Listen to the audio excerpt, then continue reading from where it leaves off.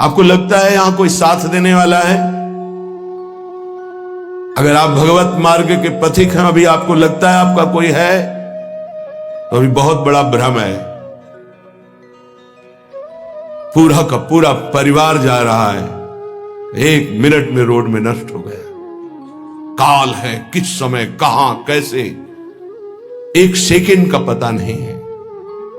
कैसे चैन से नींद आ जाती है तुम्हें?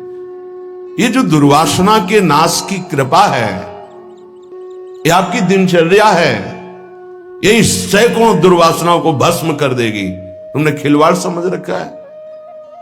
चाहे गृहस्थ हो या विरक्त हो, तुम्हें जो दिनचर्या मिली है, ये दुर्वासनाओं का नाश करने के लिए श्री कृष्ण ने कृपा करके दी है गुरुजनों के द्वारा। इसको खिलवाड़ न समझो। प्रभु का प्रिय, गुरु का प्रिय वही होता है जो दिनचर्या में मिनट भर विलंब नहीं करता। ये गुरु कृपा है कि आपको डांट लगती है, आपको वचन सुनने को मिलते हैं, आप उसको स्वीकार कीजिए। ये मन की, ये दुर्वासना की वृत्ति को हटाइए। सुविधा भोगी बनने वाला कभी सच्चिदानंद का साक्षात्कार नहीं कर सकता। जानबूझ करके सुविधाओं का त्याग होता है, सुविधाओं में रहते हुए, और परमात्मा प्राप्ति की विकलता प्रकट की जाती है। समझ में नहीं आता। राग द्वेष की वृत्तियां, शरीर विलासिता की वृत्तियां, खाने पीने की वृत्तियां, सुख भोगने की वृत्तियां कितने दिन चलेंगी? मरना है, मरोगे। ये शरीर नाशवान, आज नहीं तो कल मरोगे।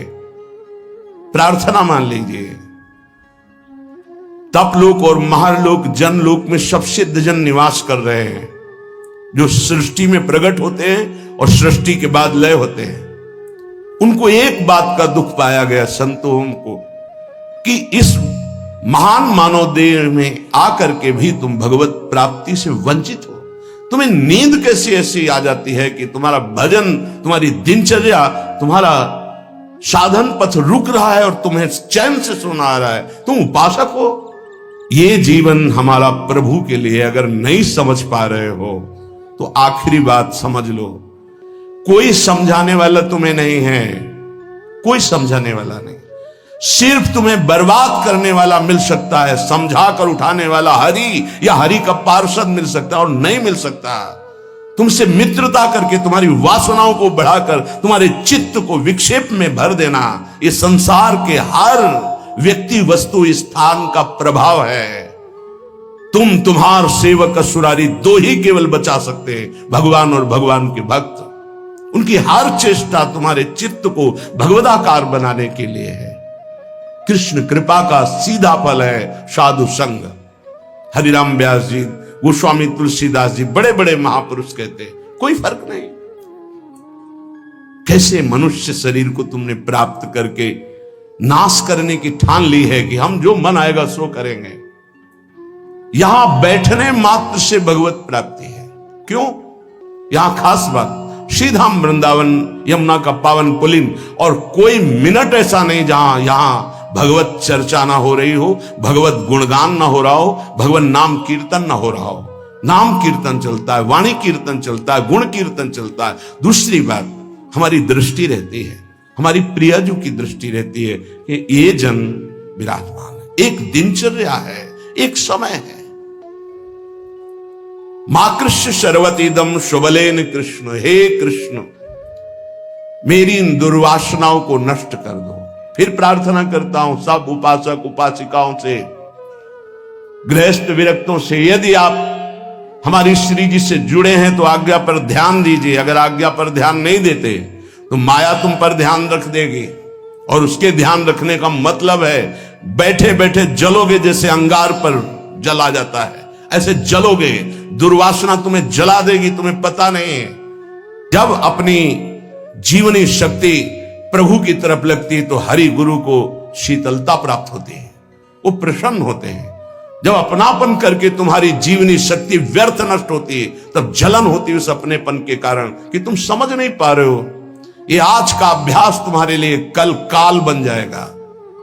गलत अभ्यास तुम्हारे लिए कल ये प्रमाद बन जाएगा। प्रमाद ही मृत्यु है, शास्त्रों में वर्णन है। जो अप्रमादी है, प्रमाद रहित है, वही भगवत तत्व को जो भगवत तत्व को प्राप्त कर लेता वही निर्विकार स्थिति में परमानंद में डूबता है। माना हम लड़खड़ा रहे हैं लेकिन चल रहे हैं अपने रास्ते पे, रास्ता ही नहीं। उपासक को इस बात पर सदैव सावधान रहना पड़ेगा। अगर हम अपनी इच्छाओं का मर्दन नहीं कर सके, अपने गुरु की आज्ञा पर नहीं चल सके, अपने शास्त्र आज्ञा पर नहीं चल सके, तो मुझे लगता है कि आगे चल करके आपका जीवन बड़ा संकटपूर्ण रहेगा। संकटपूर्ण, ये विकार आपको रौंद देंगे। इसीलिए विचलित होते हैं कि आप लोग इतने बलवान बनिए कि आक्रमण कब हो जाए, कहां किस वासना का, आप उससे लड़ना जाने। आपके अंदर युक्तियां होनी चाहिए। आप हमारे भगवत पार्षद हैं, श्री जी के जन हैं, आपके अंदर युक्ति होनी चाहिए। गुरु की प्रगट उपस्थिति में युक्तियों की, कलाओं की आपके अंदर वृत्तियां जानी चाहिए कि कभी किसी विकार का आक्रमण हो तो कैसे बचा जाता है, कैसे हमारे को इस माया पर विजय प्राप्त करना है, कैसे विषम परिस्थितियों में अपने चित्त को डूबने ना पाए बचाया जाए। यह संतों से सीखा जाता है। कैसी पार्थिव दृष्टि है कि शरीर सुख के लिए सोना, जागना, खाना, पीना, बस यही हम सुख मानते हैं। नहीं भाई, ये सुख तो बहुत जन्म भोग लिए। इस जन्म में एक नियत समय रखिए, एक अल्पाहार की सीमा रखिए, एक भोजन का समय रखिए, एक अपनी दिनचर्या का समय होना चाहिए। ये नहीं आज मनाया 2 बजे पा लिया, फिर मनाया 5 बजे पा लिया, मनाया 3 बजे से 8 बजे रात्रि तक सो रहे, 8 बजे से 4 बजे तक जग रहे। ऐसी दिनचर्या नहीं होती, कभी ऐसी नहीं। दिन बाई चांस कभी कोई सेवा में समय लग गया हो, बात अलग है। ऐसी दिनचर्या नहीं होती। पक्का मानिए, आपका हित इसी में है कि जो दिनचर्या दी जाए उसका पालन कीजिए। हमारा सत्संग तभी लाभ देगा आपको, हमारा एकांतिक वचन तभी लाभ देगा आपको जब हमारी आप आज्ञा पर चलेंगे। जैसी दिनचर्या बना दी है, ये दिनचर्या जानते हो, बड़े बड़े सिद्ध महापुरुष इसी से हुए, दिनचर्या से। 1 मिनट का अंतराय कभी जीवन में नहीं पड़ने दिया अपनी दिनचर्या। वही परिपक्व अवस्था। 12 वर्ष एक दिनचर्या कर लीजिए, आप देखिए आपका क्या स्वभाव बनता है। हाँ, 20-20 वर्ष, 25-25 वर्ष व्यतीत हो जा रहे हैं, कोई दिव्यता नहीं आ रही। कारण क्या है? खो रहे हैं, जीवन को खो रहे हैं। बिल्कुल, कई बार हम चिल्ला चिल्ला कर कहते हैं कि आप समझिए, ये जो दिनचर्या है ये भगवान का स्वरूप है। जो गुरु प्रदत्त दिनचर्या है वही तुम्हें ब्रह्मबोध कराएगी, वही भगवत प्रेम कराएगी। नहीं, ये वासना बहुत बलवान है। पता नहीं चलता कि हम निर्वासनिक हो गए कि वासना युक्त है। एक योगी जी आए थे महान, वो अभी गए हैं तप के लिए, वो जहां बर्फ के भगवान का स्वरूप। हाँ, अमरनाथ शायद ऐसे हो गए। वो बोल रहे थे कि क्या है कि इतनी साधना पर भी वासना, क्या ये प्रारब्ध है? प्रारब्ध से वासना भोग उपस्थित कर सकती, क्रिया नहीं। क्रिया उपासक स्वयं छूट दे करके करता है। कोई भी भोग सामग्री प्रारब्ध से, विश्व की भोग सामग्री आ सकती है पूर्व प्रारब्ध से, लेकिन उसका संयोग आपके अविवेक और विवेक के ऊपर टिका हुआ है। अविवेकी हो तो संयोग करोगे, विवेकी हो तो बचा लो, नहीं तो प्रारब्ध भोगते भोगते पशुता आ जाएगी, दैवी संपत्ति नहीं आएगी। प्रारब्ध का आना हो सकता है, लेकिन प्रारब्ध हमको उस भोग में लिप्त कर दे, ये अज्ञान हो सकता है। ये प्रारब्ध नहीं है कि आप मनमानी आचरण करते रहे, आप मनमानी। कितना दुलार किया जाएगा, कब तक दुलार किया जाएगा? भगवान इतना दुलार करके मानव देह दिए, कहते भगवान कहां है? कैसी विचित्र भगवान की माया है। गोस्वामी श्री तुलसीदास जी महाराज कहते हैं, तू तो पछितई है मन में जी हाथ। अभी समय है, समय है। सबसे बड़ा पछतावा क्या? भगवान का साक्षात्कार नहीं हुआ और शरीर छूट रहा है। ऐसे साक्षात्कार होगा? केवल भगवदाकार वृत्ति से भगवत साक्षात्कार होता है, उसी के लिए सारा प्रयास है। सबसे बड़ा डर क्या? प्रभु का नाम ना छूट जाए, सबसे बड़ा डर। जिसने इस बात को समझ लिया वो जीत गया। सबसे बड़ा पछतावा क्या, बिना प्रभु से मिले जा रहे हैं, यहां से मृत्यु लेख से बिना भगवत साक्षात्कार किए जा रहे हैं, बड़ा पछतावा। सबसे बड़ी भयंकर डरावनी बात है कि प्रभु को भूल गए। का हनुमंत विपत्ति प्रभु सोई, ये दो बातें कभी जीवन में चिंतन किया इनका? एक सेकंड के लिए भगवत विस्मरण भी बर्दाश्त नहीं। सबसे बड़ी हानि, सबसे बड़ी विपत्ति, सबसे बड़ा भय भगवत विस्मरण हो जाना।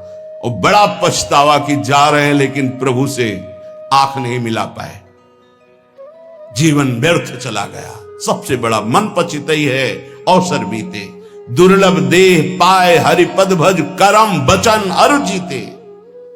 ए सुत बनितादि जान स्वार्थ रत, ना करुणे सभी ते, अंत ही तो ही तजेंगे पामर, तू न तजय बहीते। जानते भी नहीं हो कि पुत्र कौन बनाए, पुत्री कौन बनाए, पत्नी कौन बनाए, पति कौन बनाए। ये बस 40, 50, 60 वर्ष का संयोग, इसके बाद कितना है 40, 50, 60 वर्ष। ब्रह्मलोक में एक सुई लेकर कमल के दल को छेद दो, यहां 1 वर्ष हो गया। अगर 60 बार वहां से छेद दिया तो पूरा जीवन चला गया। कितना समय है। ऐसे ब्रह्मा भी जिससे भयभीत रहते हो, काल चक्र भगवान का है। ऐसे भगवान की प्राप्ति नहीं की तो भटकते रहोगे अनंत योनियों में। तो तू पछितई है मन मींजी हाथ, ये प्रक्रिया होती है, पूरा जीवन व्यर्थ चला गया। भयो है सुगम तो को अमर अगम तन, समुझी धोकत खोवत अकाथ। तो तू पछितई है मन मींजी हाथ, सुख साधन हरि विमुख वृथा, जैसे श्रम फल घृत हित मथे पाथ। यह विचारी तजी कुपथ कुसंगति, चलि सुपंथ मिली भले साथ। तो तू पछितई है मन मींजी हाथ। ऐ मन, तू पछताएगा बाद में, हाथ मसलेगा, तेरे कुछ कब्जे में नहीं आएगा, हाथ में नहीं आएगा। तुझे देवताओं को लिए भी दुर्लभ मानव देह मिली।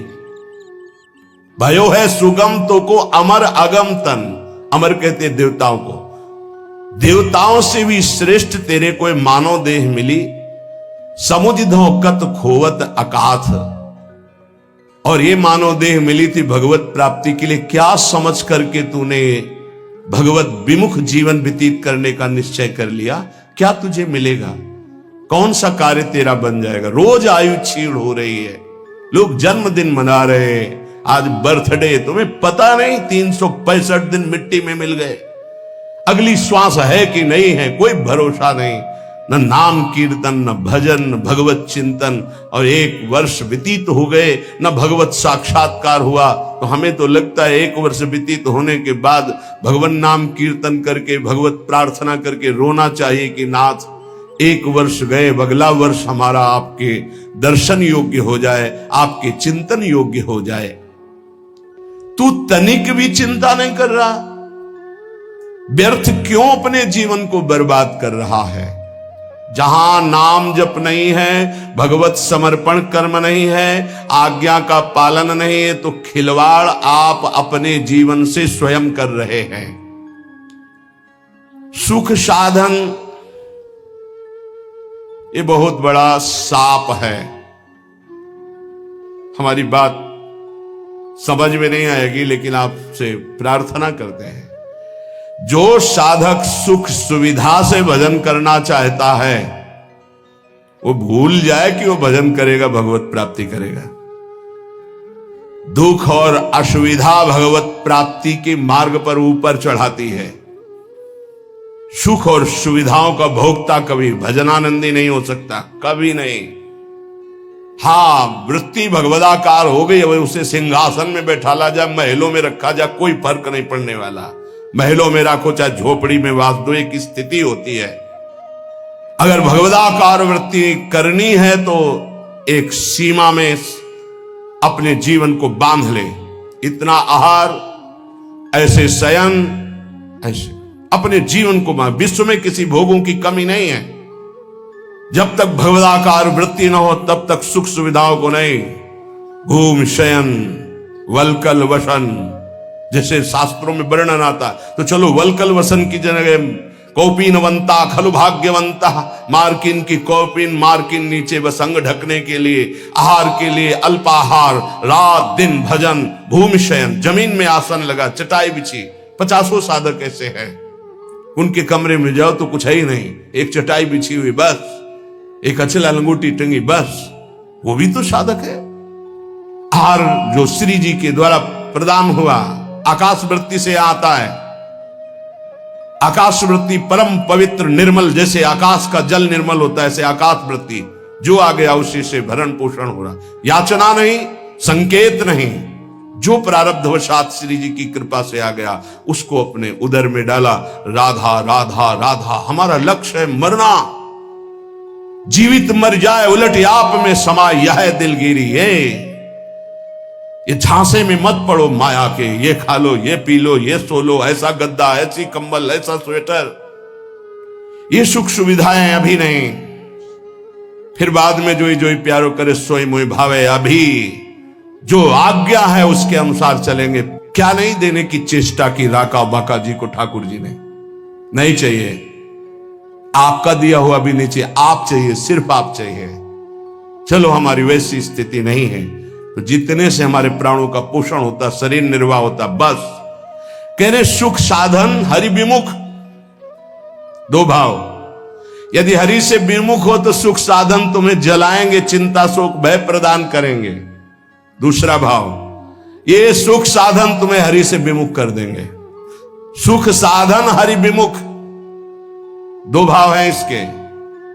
अगर हरि विमुख हो, सुख साधन है तो जलते रहोगे, चिंता भय शोक मृत्यु इससे बच नहीं पाओगे।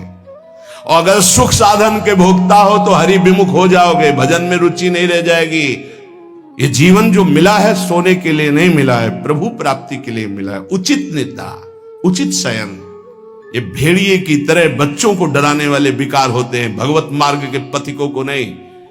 हाँ, हम स्वयं स्वीकार करते इसलिए घुटने टेक देते हैं। अगर स्वयं स्वीकार ना करे तो विश्व ब्रह्मांड में कोई विकार नहीं है कि तुम्हारे को गिरा सके। तुम हरि पार्षद हो, प्रियाजू के शरणागत हो। जब तुम स्वयं ललचा कर ये खिलौना चाहिए तो मेरी प्रियाजू कृपाल खेल ले जा। जब ऊब जाना तू बताना मेरे से। नहीं, भगवत पार्षद को कोई गिरा सके, सीम की चाप सके को तासु बड़ रखवार रमापति जासु। ऐसे खिलवाड़ समझते हो परमार्थ के पथिक हो करके?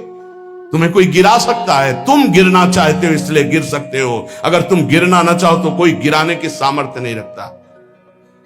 साधन विषय सेवन जितना है, दोनों अलग अलग मार्ग है। विषय को साधन बना लो, साधन विषय ना बना लो, जीवन नष्ट हो जाएगा। नहीं समझ पा रहे, नहीं समझ पा रहे। गुरुजनों की रुचि देखी जाती है। क्या रुचि? मन मन की रुचि जाने नहीं विधि अनुसार। अनुमति तो सब ले रहे हैं, आज्ञा का पालन कौन कर रहे हैं? आज्ञा एक बार होती है, ऐसे चलो। फिर वो कृपाल होते हैं, अनुमति दे देते हैं, चलो ऐसे चलो। क्या क्या तरीका क्या है? क्या आप अपने सुख सुविधा के द्वारा साधना के मार्ग पर चल सकते हो? खिलवाड़। आज्ञा पर जब चलना है तो परमार्थ का पथ प्रकाशित होना। इतना समझ लीजिए कि प्राण चाहे चले जाए, हम गुरु आज्ञा को उल्लंघन नहीं करेंगे। आप जीत गए। अगर आप ऐसा नहीं करेंगे तो आप परास्त हो जाएंगे। चाहे गृहस्थ मार्ग से परमार्थ में चले, चाहे विरक्त मार्ग से चले, दोनों के लिए वही भगवत प्राप्ति है, पर आज्ञा पालन। सुख साधन हरि विमुख। और हरि विमुख तो वृथा जैसे श्रम फल घृत हित मथे पाथ। पानी को चाहे जितना मथते रहो, कभी घी नहीं निकलने वाला। ऐसे ही सुख सुविधा में जो भजन करते हैं उसमें घी नहीं निकलने वाला। प्रेम रूपी पानी का मथना है। अगर सुख सुविधा से ही भगवत प्राप्ति होती तो रघुनाथ दास गोस्वामी के पिता और उनके भाई एक राजा महाराजा की तरह वैभव था। जब उनको स्कूल पढ़ने के लिए भेजा जाता था तो 4 साथ में अंग रक्षक और पालकी में बैठ के जाते थे पूज्य श्री रघुनाथ दास गोस्वामी जी। लेकिन जब महाप्रभु चैतन्य देव के नाम कीर्तन को सुना तो हृदय व्याकुल हो गया कि जीवन का लाभ तो यही है। महाप्रभु ने अनुमति नहीं दी, नहीं तुम अभी पिता के घर में रहो। उनका भाग, अब भागे जगन्नाथपुरी गए। महाप्रभु के समय भूख प्यास सब सहते हुए पिता को जब पता चला कि वो नहीं आएंगे तो वैभव भेजने लगे। रसोईया सब सेवक, कोई सेवा स्वीकार नहीं की और जगन्नाथ जी के गेट में खड़े होकर जो भिक्षुकों को मिलता वो पाते। ये हम प्रभु के लिए निकले हैं, प्रभु के लिए हम तड़पे, कभी रोए, कभी कुछ समझ में आवे कि भगवान के लिए, प्रियाजू के लिए आपके हृदय में कुछ है तब तो। नहीं तो हृदय जलता है कि कुछ मतलब नहीं प्रियालाल से, उनकी चाह ही नहीं है तुम्हारे अंदर। तुम्हें है कि तुम भजन बढ़ जाए, प्रियाजू के लिए रोना बढ़ जाए, प्रभु के लिए प्राण समर्पित हो जाए। ए भाई, ये है जीवन का लाभ, ये है साधन सुख हरि विमुख वृथा जैसे श्रम फल घृत हित मथे पाथ। पानी मथरो जीवन भर तो एक बूंद घी नहीं निकलेगा। ऐसे सुख सुविधा का भोगी मानता है कि मैं साधन कर रहा हूं, जीवन में कभी प्रेम घृत या ब्रह्मबोध घृ नहीं निकलने वाला। यह विचारी तज कुपथ कुसंगति चली सुपंथ मिली भले साथ।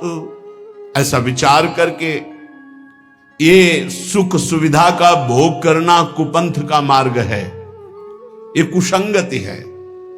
मन हमारा जिसमें राजी हो जाएगा तो हमें ठीक नहीं, हमें राजी नहीं करना। ये जब राजी नहीं होगा भोगों में तब प्रभु की तरफ बढ़ेगा, तब ये चिल्ला चिल्ला कर रोएगा, नाथ अब स्वीकार कर लो, मेरा कोई नहीं, मैं कुछ भी नहीं, अब स्वीकार कर लो प्रभु। हारे को हरि नाम, अपबल तपबल और बाहुबल, चौथो बल है दाम। जब सब जगह से हट जाता है तब हारे को हरि नाम। हार गए हम, पर यहां सुख सुविधा का भोग सोचते हैं कि इससे भगवत प्राप्ति हो जाएगी। यह विचारी तजी कुपथ कुसंगति, बलिहारी है उनको। अर्थ का बल होता है बैंक बैलेंस का, भगवान का भरोसा नहीं रहता, बैंक बैलेंस का भरोसा रहता है। भगवान का भरोसा नहीं रहता, परिवार का भरोसा रहता है। भगवान का भरोसा नहीं रहता, अपनी बुद्धिमानी का भरोसा होता है। ये सब भरोसे आश्रय जब छूट जाते तब भगवान का आश्रय होता है। निराश्रित के आश्रय भगवान, असरण के शरणागति प्रदान करने वाले भगवान। इस बात को समझो, शरणागति लाखों ले लिए, असरण एक भी नहीं हुए तो शरणागति का रंग ही नहीं है। जो असरण हुए वो शरणागति के रंग को प्राप्त हुए। सीधा साधा मार्ग है, सूधो चले आपने धर्म, रसिकन सो प्रीतम का है, कबहू काल व्रताने। गृहस्थों तो क्या हुआ, क्या गृहस्थ भगवत प्राप्ति नहीं कर सकते? शिष्य के द्वारा किया हुआ पाप गुरु को भोगना पड़ता है, क्या समझते हो? यदि गुरु की आज्ञा का उल्लंघन करे तो समाज में गुरु को कह देना चाहिए मैंने तुम्हारा त्याग किया, तो बच जाएगा। अगर स्वीकार करता है तो शिष्य के द्वारा किया हुआ अपराध गुरु को भोगना पड़ता है। सो गुरु घोर नरक मा परे। इसीलिए जो सुलझे हुए महापुरुष होते हैं कभी शिष्य बुलाने की चेष्टा नहीं करते। कलिकाल है, उनको इससे मतलब नहीं हो। जैसे और पति पत्नी भाई रिश्तेदार नातेदार ऐसे एक संबंध और मान लिया गुरु, उनको ये मतलब नहीं कि मतलब क्या है। अरे कभी विचार करते हो कि तुम जो आचरण करते हो इसका हिसाब गुरुदेव के पास जाएगा, उनको भोगना पड़ेगा। क्या अपराध किया है गुरुदेव ने जो तुम उनको दंड देने के लिए उद्यत हो चुके हो? यह विचारी तज कुपथ कुसंगति चल सुपंथ मिली भले साथ। भले कौन है? राधा वल्लभ भजत भज भली भली सब होए। जो राधा वल्लभ प्रिया प्रीतम श्यामा श्याम हरि का भजन करते हैं भले हैं। इन्हीं भले का संग करो। अपने मन का जो कुपंथ में चलाने वाला है, ऐसे व्यक्ति का जो कुपंथ में चलाने वाला है, ऐसा संग त्याग दे। अंदर और बाहर दोनों कुसंग होता है। यह विचार तज कुपथ कुसंगति, चल सुपंथ मिली भले साथ, नहीं तो तू पछतई है मन मींजी हाथ, बाद में तुझे पछताना पड़ेगा। संसारी पुरुष का लक्षण है वो शरीर संबंधी भोग, शरीर संबंधी रिश्ते नाते, इन्हीं के चिंतन और विलास में अपना समय नष्ट करता है। उपासक का लक्षण है एक क्षण भी भगवदाकार वृत्ति से हटकर संसार का चिंतन न होने देना। संसार की तो बात जाने दो, अन्य साधनों में भी रति न होना। अपने आराध्य देव संबंधी उपासना के जो अंग हैं, नाम जप, नाम कीर्तन, वाणी गायन, वाणी श्रवण, श्रीअंग सेवा, समाज की भगवत भाव से सेवा, लीला चिंतन, ये हमारी उपासना का स्वरूप है। इसी से हमें भाव देह की प्राप्ति होती है। जब अभ्यास के द्वारा इन भक्ति के प्रेम लक्षणा, भक्ति का जो विशेष स्वरूप है उज्जवल प्रेम रस, तो इसी से प्राप्त होता है। जो उपासक अन्य साधनाओं की तरफ वृत्ति ले जाता है, राई के सम चलत ही होत और की ओर, थोड़ा राई बहुत छोटा दाना होता है, अगर थोड़ा भी साधन में मिलावट हो जाए तो उपासना के उपास्य देव के रस में बाधा खड़ी हो जाएगी। ये उपासक बहुत ध्यान से समझ ले। अपनी उपासना जो गुरुदेव के द्वारा प्राप्त हुई है, राई भर भी यदि कोई मिलावट हो गई तो उपासना बाधित हो जाएगी। अब या में मिलौनी मिले न कछु, जब खेलत रास सदा बन में। यदि वृंदावन का आश्रय है, वास है, उपासना है, तो या में मिलौनी मिले न कछु, इसमें मिलौनी नहीं मिलनी चाहिए। अन्य कोई साधन पथ का अनुसरण करना अपने उपास्य देव से विमुख हो जाना है। बहुत प्रकार का संग सत्संग नहीं होता, इष्टाकार वृत्ति हो जाए उसे सत्संग कहते हैं। तो इष्ट मिले और मन मिले, मिले भजन रस रीति, तहां निशंक है मिलिए तासों की जय प्रीति। यदि इष्ट नहीं मिल रहा और मन का तात्पर्य है यदि वो चरित्रहीन है, मनमानी आचरण करता है, तो इष्ट गुरु से विमुख है। हमारा मन नहीं मिलना चाहिए, ऐसे जनों से नहीं मिलना चाहिए। यद्यपि परम स्नेही, चाहे वो कितना प्रिय संबंधी, रिश्तेदार, नातेदार, मित्र कोई भी हो, जाके प्रिय न राम वैदेही तजिए ताहि कोटि बैरिशम, लाखों बार सुना है, पर क्या आचरण में है? हमारे हृदय में ये बात बैठ जानी चाहिए कि जरा सा कुसंग हमारी उपासना के रंग में बाधा पहुंचा देगा। एक ड्रम दूध हो और एक खटाई की फांक छोड़ दो, सब फट जाएगा।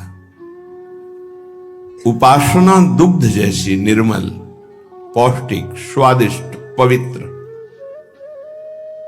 स्वरूप बोध कराने वाली, जरा सा कुसंग हो जाए फट जाएगी।